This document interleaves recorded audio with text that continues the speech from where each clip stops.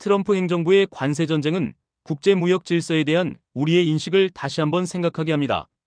현재 국제무역 질서는 세계무역기구 중심의 다자체제에서 점차 자국 중심주의로 변화하고 있습니다. 특히 미국의 적극적인 관세 정책은 글로벌 공급망의 재편과 함께 무역 갈등을 심화시키며 오랫동안 유지되어 온 자유무역 질서의 근간을 흔들고 있습니다.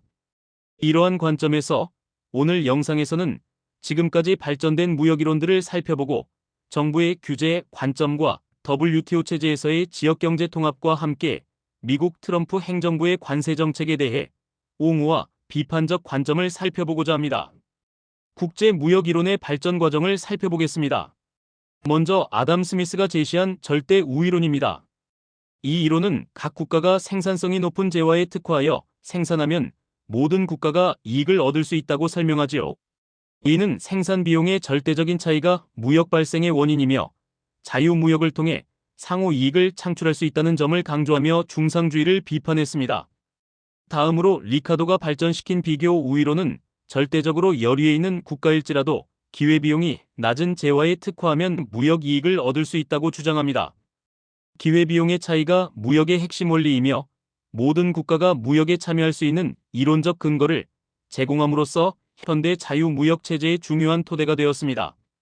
이어서 헥셔올린 이론과 제품 수명주기 이론이 등장하였는데요. 헥셔올린 이론은 생산 요소의 상대적 보유량의 차이가 무역 구조를 결정한다고 설명합니다. 예를 들어 노동이 풍부한 국가는 노동 집약제를 수출하고 자본이 풍부한 국가는 자본 집약제를 수출한다는 것이죠. 다음으로 버논이 제시한 제품 수명주기 이론은 좀 더 동태적인 관점에서 무역을 설명합니다. 제품이 도입기, 성장기, 성숙기, 쇠퇴기를 거치면서 생산 위치와 무역 방향이 변화한다고 보았습니다. 때마다 새로운 이론이 등장하는 것은 환경의 변화와 함께 이전 이론에 대한 비판적 관점이 힘을 얻는 것이겠지요. 이후 크루그먼이 발전시킨 신무역 이론과 포터의 경쟁 우위 이론이 국제무역을 설명하는 새로운 이론으로 등장하였어요. 신무역 이론은 규모의 경제와 불완전 경쟁, 그리고 제품 차별화를 강조하며 산업 내 무역을 설명합니다. 또한 시장 선점 효과의 중요성을 역설하며 전략적 무역 정책을 정당화하는 근거를 제시합니다. 다음으로 포터의 경쟁 우위 이론은 다이아몬드 모형을 통해 한 국가의 경쟁력을 결정하는 4가지 요소를 설명하였는데요. 첫째는 노동, 자본, 기술 등 생산 요소의 질적 수준을 의미하는 요소 조건입니다. 둘째는 국내 시장 소비자의 수요 특성, 예를 들어 까다롭고 수준 높은 소비자가 혁신을 요구하는 등의 수요 조건입니다. 셋째는 경쟁력 있는 공급 산업과 연관 산업의 존재를 의미하는 관련 및 지원 산업, 그리고 넷째는 기업 간 경쟁 방식과 산업 구조를 포함하는 기업 전략, 구조 및 경쟁입니다. 이 4가지 요소가 복합적으로 작용하여 한 국가의 경쟁력을 형성한다고 포터는 설명합니다. 지금까지 살펴본 무역 이론은 저마다의 특성을 가지며 국제무역을 설명하였는데요. 각 이론마다 정부가 국제무역에 대해 취하는 정책 방향도 변화해 왔습니다. 이제부터는 정부의 무역 규제 논리를 고전적 무역 이론부터 현대 이론까지 정리해 보겠습니다. 첫째, 고전적 무역 이론은 자유무역을 지지하고 정부 개입을 최소화할 것을 주장합니다. 둘째, 헥셔올린 이론은 무역에 대한 제한적인 보호 조치를 용인합니다. 셋째, 신무역 이론은 전략산업 육성을 위한 정부의 개입을 허용하는 등 보다 적극적인 역할을 부여합니다. 마지막으로 경쟁 우위 이론은 시장의 경쟁 환경을 조성하는 데 초점을 맞추어 제한적인 정책을 제안합니다. 무역 규제의 대표적인 수단인 관세와 비관세 장벽에 대해 알아보겠습니다. 먼저 관세의 특징입니다. 관세는 수입품의 가격을 인상시켜 국내 산업을 보호하는 역할을 하며 동시에 국가의 재정 수입을 확보하는 수단이 됩니다. 주로 종가세, 종량세, 혼합관세 등으로 구분되지만 단점으로는 소비자 후생 감소와 혁신 저해의 가능성도 있습니다. 한편 관세 인하가 전 세계적으로 진전되면서 최근까지 비관세 장벽을 주요 무역 규제 수단으로 활용하고 있습니다.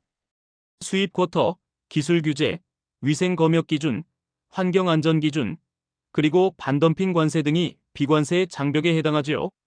이제 WTO 체제와 국제무역 환경의 발전을 간략히 짚어보겠습니다. 먼저 1947년 가트가 출범했습니다. 이는 관세 인하와 무역 자유화를 위한 다자간 협정으로 시작되었습니다.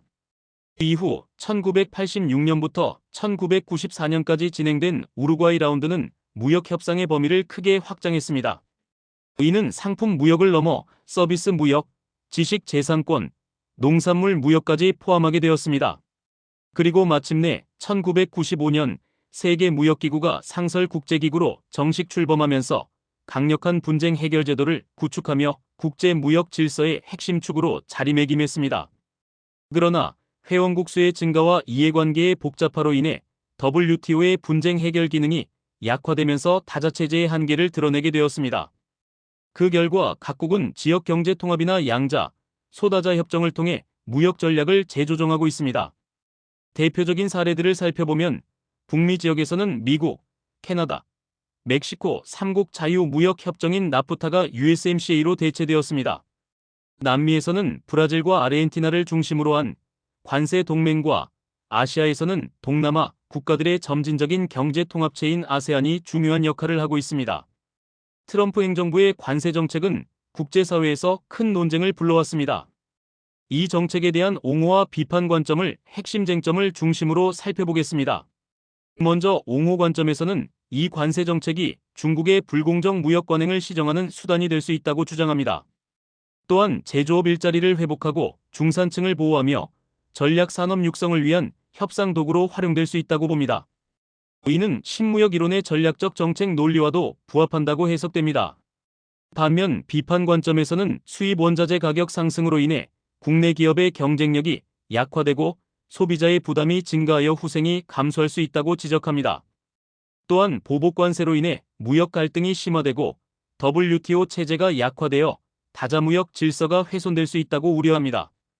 마지막으로 국제무역의 미래에 대해 전망해 보겠습니다. 과거에는 WTO 중심의 다자규범과 자유무역이 국제무역 질서의 주류였습니다. 현재는 자국주의와 지역통합이 공존하는 병존 구조를 보이고 있습니다. 그리고 미래에는 전통적인 다자주의가 약화되고 전략산업 중심의 선택적 보호와 협력을 병행하는 변형된 다자주의가 자리 잡을 것으로 예상됩니다. 최근 국제무역 환경은 미국의 관세 정책을 비롯한 자국 중심적 무역 정책의 확산으로 전환 국면에 접어들고 있습니다. 이는 WTO 중심의 다자주의가 한계에 봉착했음을 보여주는 동시에 국가안보, 공급망 안정, 산업 경쟁력을 중시하는 새로운 정책 논리를 부각시키고 있습니다. 결론적으로 향후 국제무역 질서는 완전한 자유무역으로의 복귀보다는 전략 산업 중심의 선택적 보호와 협력을 병행하는 방향으로 전개될 것이며 다자주의는 약화되는 반면 지역 경제 통합과 소다자 협력을 기반으로 한 새로운 무역 질서가 형성될 것으로 보입니다. 지금까지 JBG였습니다.